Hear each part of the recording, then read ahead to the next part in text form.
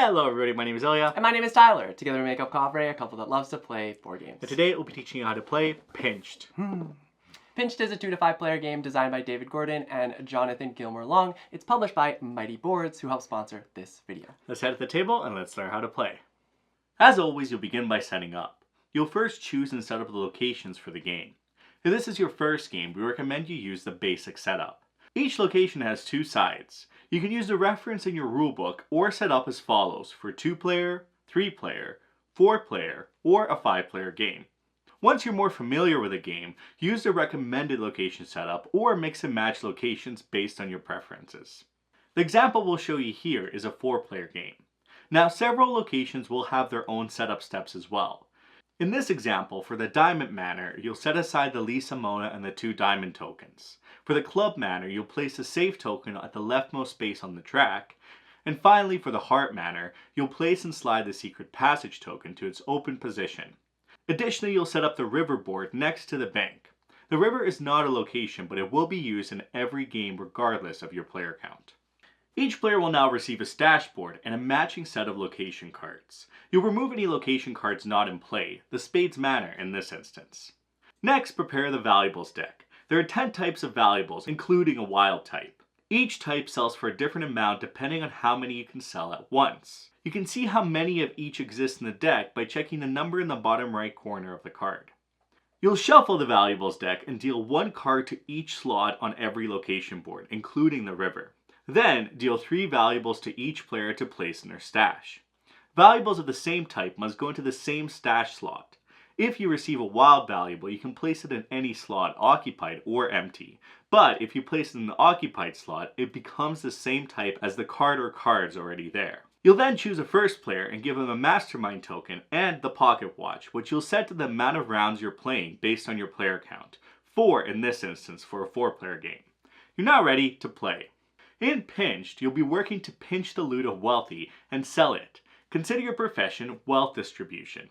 Each turn, one player becomes the mastermind and schemes to execute a heist at a specific location. All other players will attempt to guess where the break-in will be so they can partake and share in the loot. If the mastermind manages to go alone, they'll collect all the valuables and often receive a bonus based on the location they're in. If other burglars predict where the heist will be, they'll share in the valuables. By the end of the game, the player who steals and sells the most valuables will win. The wealth has been redistributed. Now, each game is played over a set of rounds based on your player count. Each round, every player will take 1 turn as the mastermind, and each turn will consist of 3 steps: morning, night, and post-heist. Let's go over them. In the morning, you'll prepare for the night. All players will simultaneously select 1 location card from their hand and place it face down in front of themselves. The mastermind will be selecting the location of their planned heist, while everyone else will be attempting to guess where the mastermind intends to break into. Once everyone has a card face down, you'll simultaneously reveal them and proceed to the night phase. During the night phase, the heist begins. If their mastermind is the only one to show up at the heist location, they will collect all the valuables in that location and trigger any special abilities if applicable. As an example, the mastermind is the only one to choose the Diamond Manor. In addition to taking all the valuables, they will collect the Lisa Mona as it has not been collected yet. The Lisa Mona is worth 3 wealth at the end of the game. If other players choose the same location as the mastermind, you'll take turns taking valuables, starting with the mastermind and proceeding clockwise. Once everyone has 1 valuable, the mastermind will collect an additional valuable. If none remain, they'll draw 1 from the top of the deck. Additionally, some locations may trigger abilities as well, like the Club Manor. If the mastermind is not alone in this location during a heist, the safe token is moved 1 space to the right. Once any mastermind visits this location alone on a future turn, they'll collect a set amount of cards from the top of the deck equal to the number in the safe in addition to all the valuables in the manor. The safe token is then moved back to its leftmost space. After collecting the valuables, you'll proceed to the next phase, post-heist. Here, all players will be able to stash their valuables, and the mastermind will have an opportunity to sell valuables they have in their stash. First, let's discuss stashing. If you have any valuables in hand that match a valuable in your stash, you must place all those valuables in a single slot on your stash board. There is no limit to the number of copies of a type of valuable item you have in a slot. If there are empty slots in your stash, you must use them to store all the valuables of a new type from your hand. If you have any remaining valuables in your hand after this, you'll keep them in your hand until it is your turn as a mastermind. As a reminder, if you collect a wild valuable, you can and must place it in any slot in your stash board. If it's placed with another valuable card, it automatically becomes the valuable of that type. Now once everyone has stashed their valuables, the mastermind performs a sell and dump step. The mastermind may sell any number of sets from their stash. You'll choose one of the 3 sets and count the number of copies of valuables you have in that set.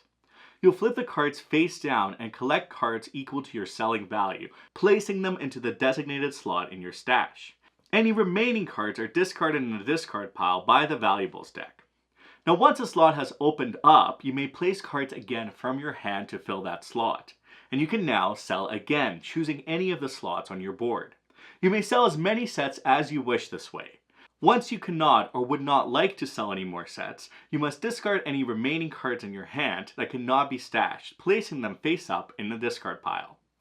Finally, while the mastermind does this, everyone else in clockwise order starting from the player to the left of the mastermind will take 1 valuables card from the river. When a card is taken, a new one is immediately drawn prior to the next player taking a card. Finally, you'll replenish.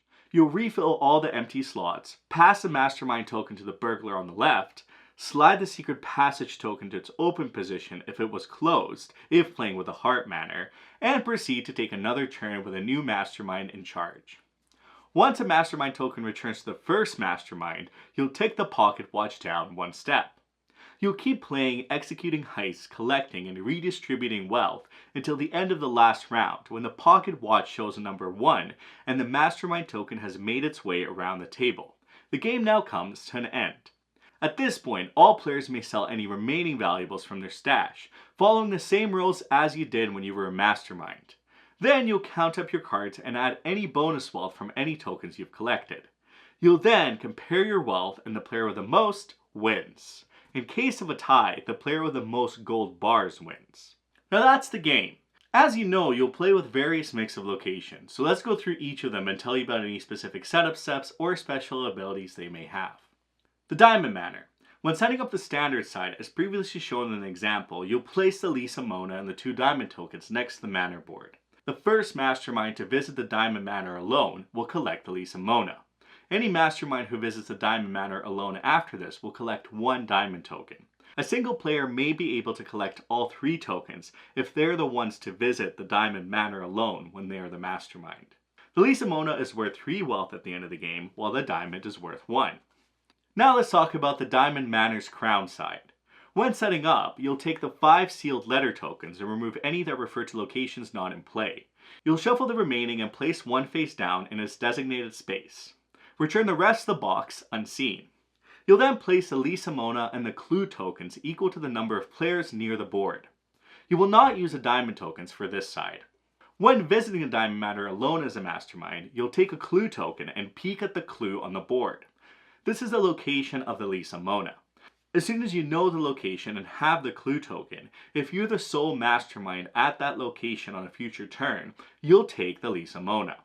Clues can still be collected after this point and are worth 2 wealth at the end of the game, while the Lisa Mona is worth 5 when using this side of the board.